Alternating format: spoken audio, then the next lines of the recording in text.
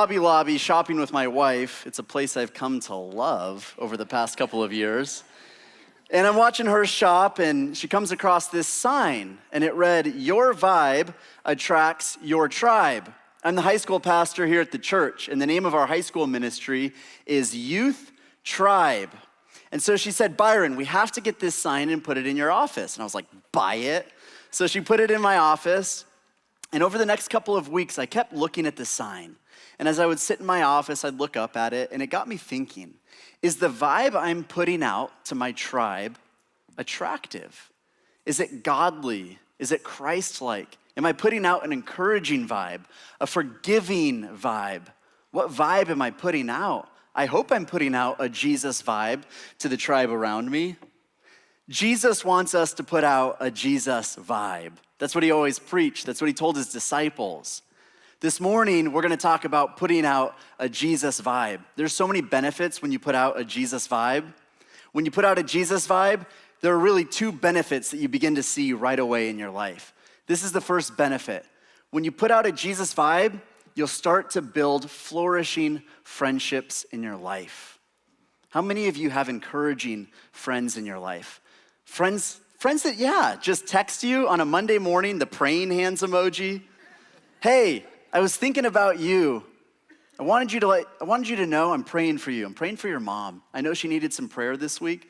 I was praying for you guys."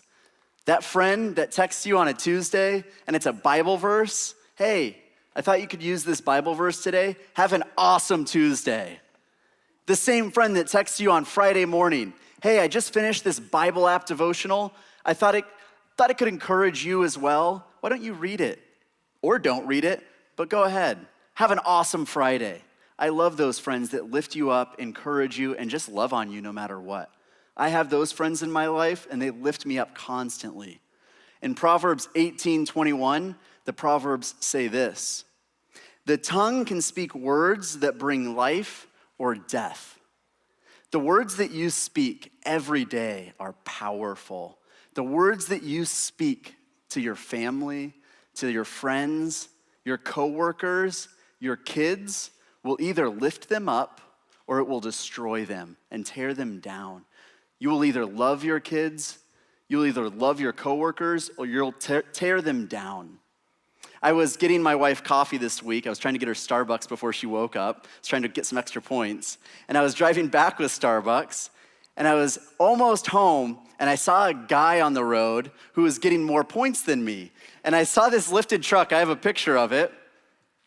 And if you can see it, it says, "I love you too much." I'm not sure which spouse wrote it, but wow, someone was winning some extra points there because they went out and wrote, "I love you too much" on their spouse's car. And so I pulled up next to him because I was like, I gotta see what they look like. And they were just driving like this with a big smile on their face. And I saw them pull into work. They pulled into their parking lot. They could have wiped it off. I mean, if they were embarrassed, they could have wiped it off. And they just pulled right into the parking lot because they wanted everyone at work to see how much their spouse loved them. You're either speaking life into your spouse, into your coworkers, into the people in your family and in your tribe, or you're speaking death and destruction and you're tearing them down. There's another friend that you have in your life that's not the building up friend, and it's this friend, the poop emoji friend. How many people have the poop emoji friend? Yeah, this is a stinky friend to have.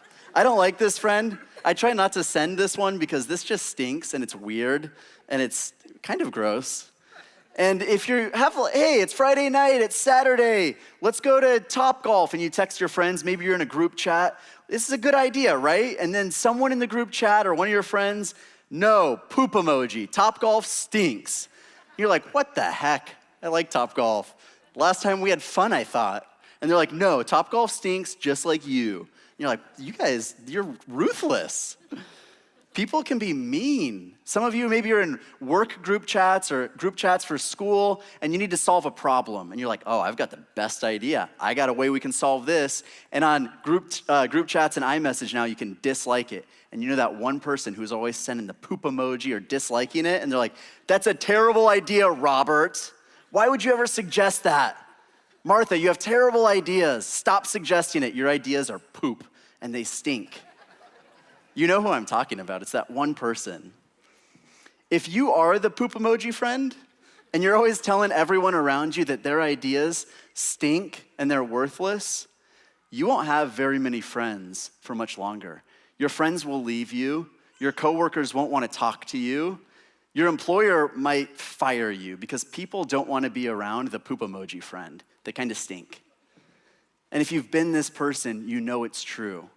There's a friendship in the Bible. It's between two guys, Peter and Cornelius, and it's a friendship that should have really never happened. It's two guys from two totally different walks of life. One guy, his name is Cornelius. He's Italian. He's an army officer. He's from Italy. Different than Peter. Peter's Jewish. He was one of Jesus' disciples. He's religious. He's very different than the army officer. But Drake wrote a song about this. It's called God's Plan. And sometimes when God has a plan, and the power of the Holy Spirit starts moving and working, you've seen this. If God starts working in your life, he brings people together. And God's plan starts to happen and the Spirit starts moving. And God starts to bring Peter and Cornelius together. I love this. In Acts 10, we read this. As Peter entered the house. So Peter was called by Cornelius. Cornelius, the army officer, sent for Peter. He said, I need to meet this Peter guy. I need to meet one of the disciples. I don't know what's going on with the movement. I don't know why everyone's smiling. All these Christians, I don't know what's going on, but I want to meet him. So Peter comes to Cornelius' house. And he comes and he shows up and he knocks on the door. Not sure what to expect. Cornelius is standing there, opens the door.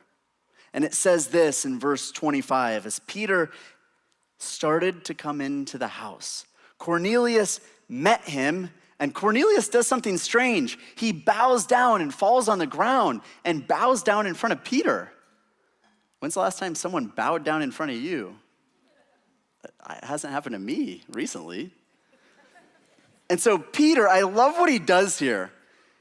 Peter, in verse 26, he lifts him up, metaphorically, literally. He says to him, bro, stand up, get off the ground. In verse 26, he says, stand up. I am just a human myself. We're the same, man. I'm a human. You see, in every situation you find yourself in, you have more than one choice. So often we think we have just one choice. You have more than one choice in every single situation. Peter, he's standing there, and he could have just, I like this. Yeah, just stay down there another minute. I think I was Jesus' favorite disciple. Walked on water a bit. Someone get an Instagram of this, yeah. This is good, I like this. All right, this is good, get up now. But Peter doesn't do that because Peter, he's a disciple. He's humble, he knows what it means to have humility, and he lifts the man off the ground and says, we're the same. And there's a reverse side to it. On the flip side, Cornelius is standing there. He opens the door. He could have looked at Peter and said, whoa, we got Italian leather in here. You take off those nasty sandals. I'm an army officer in his Italian regalia. Kiss my ring. So, I'm an army officer, salute me. He's probably a lot bigger than me. He's probably saying, this man should salute me. Yeah, and now you can come into my home. But he doesn't do that. Why? Because the power of the Holy Spirit had humbled him and been working on his heart. So these two men, humbled by the Holy Spirit over several years and months, meet for the first time. And through their humility, through a humble Jesus vibe, their relationship and their friendship is able to flourish. You see, so often, how many times have you been in a friendship? Have you been in a relationship, a business partnership, and some pride was there? Some sin was there. Maybe there was anger or bitterness. Someone couldn't forgive someone. There was some crudeness or some cruelty. And the relationship, the business partnership, the tribe, the group you had, it started to fall apart. If you've been in any kind of group or relationship or friendship, you know this is true. Someone couldn't forgive someone. You couldn't talk to the other person because there was too much pride. You see, when sin weaves its way into a friendship, into any type of relationship or business partnership, the relationship will begin to crumble. If it's not full of humility and other spirit-like qualities, it will just fall apart. So when these two men meet and they're humbled by the Holy Spirit, the friendship flourishes and blossoms for the very first time. One of my favorite athletes of all time is a quarterback by the name of Bart Starr. He's one of the greatest quarterbacks in history. He broke passing records. He won Super Bowl rings. He was one of the greatest ever. And Bart Starr is arguably the greatest Green Bay Packer ever. My father-in-law will say Brett Favre is, but Bart Starr, in my opinion, is the greatest to ever play for the Green Bay Packers. And even throughout all of his fame, throughout all of his success, he stayed very humble and very grounded.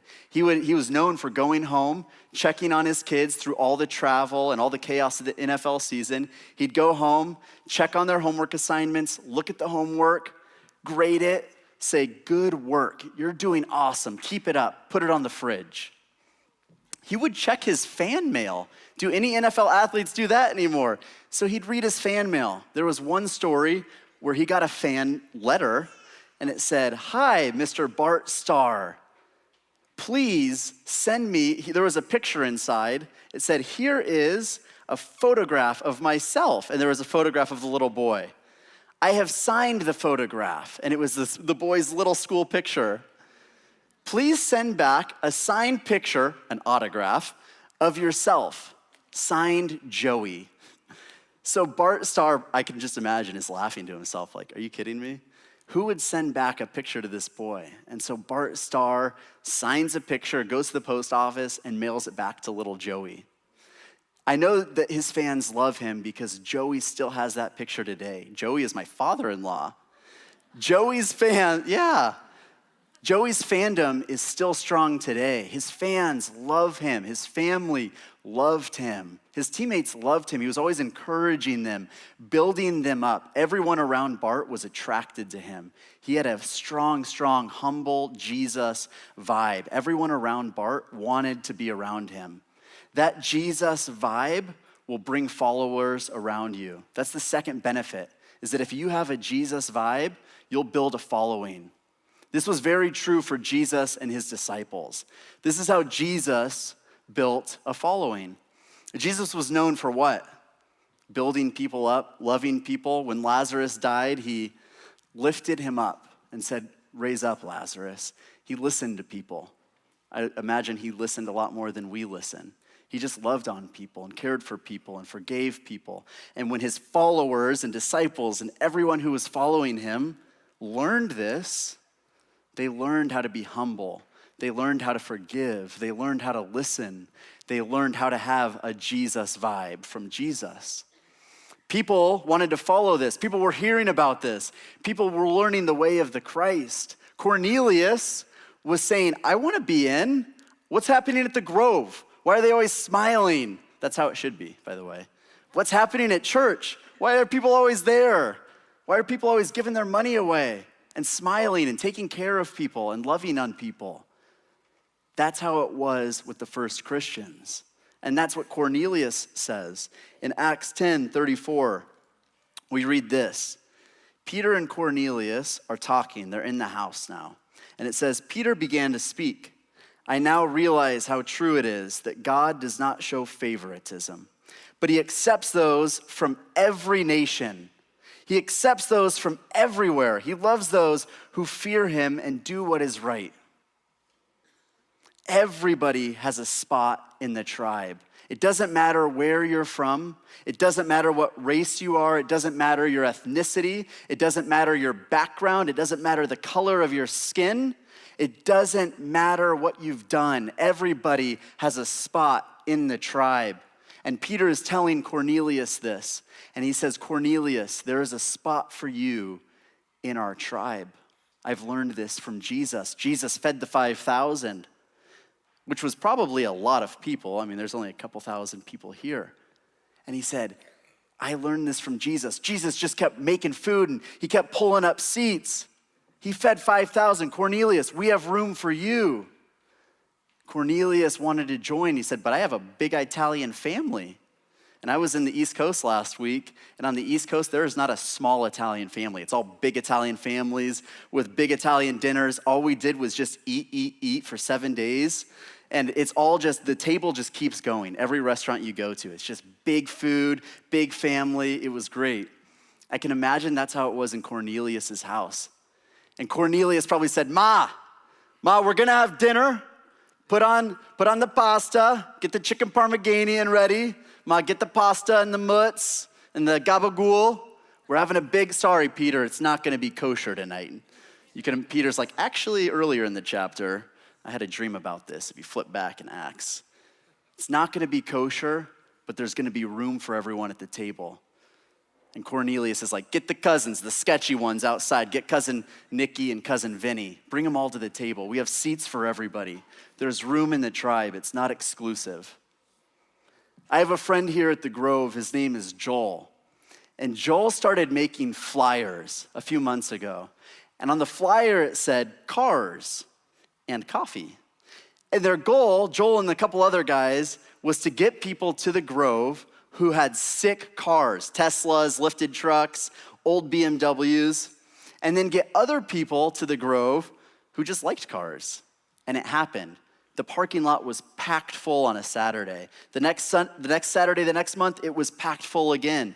People were standing around with coffee or Red Bulls, just going, sick car, bro. Thanks, bro. Want to race, bro? Maybe later, bro. It was awesome. It's literally the fastest growing ministry in town. You'll get that later. At the end of the last Cars and Coffee, a bunch of the young guys with souped up cars went into the coffee shop and asked Amber, who's apparently in charge, if they could start drag racing at the next Cars and Coffee on the back strip out back, on the back strip of road. This request has not been approved, but it hasn't been declined either. Why were all of these people showing up at the Grove? All of these people who had never really been to a church before. Many of these people probably thought they would never, ever come to a church because someone wanted to look at their car and talk about their car with them. Because someone said, hey, you want to have coffee? Because someone said, there's a spot open just for you, a parking spot, and I'll reserve it. The 4th of July is coming up in just a few days. And I don't know who's been on your mind this morning, but someone might be on your mind. Maybe it's a broken relationship or a past friend or a family that you used to talk to. I would really encourage you this morning to reach out to that family or that friend. Send them a burger emoji, send them a firework emoji, and let them know you're thinking about them, that you still want to talk to them, that there's space at your table and at your barbecue for that family. Let them know you'd like to have dinner with them, that your tribe is not full, that there's room in your tribe, that you'd like to have a big dinner with them, that there's space in your driveway just for them.